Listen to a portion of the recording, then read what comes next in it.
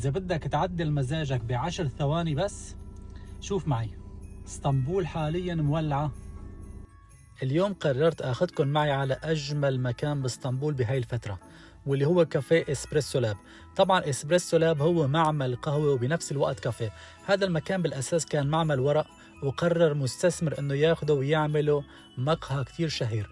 وعلى فكرة هذا الفرع اللي هو بمارثر هو الفرع الرئيسي من أصل 387 فرع لإسبريسو لاب موجودين ب 16 دولة حول العالم. يعني هذا أكبر فرع واللي هو الفرع الرئيسي. حتى إذا دخلتوا على الويب سايت بيقولوا لكم الفرع الرئيسي اللي هو هذا.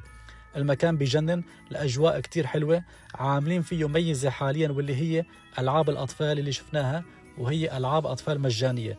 يعني هدول الأحصنة اللي بيدوروا هدول مجانيات، بتدخلوا أولادكم، ما في ليميت معين ومجانيات. المكان بجنن، بنصحكم بزيارته.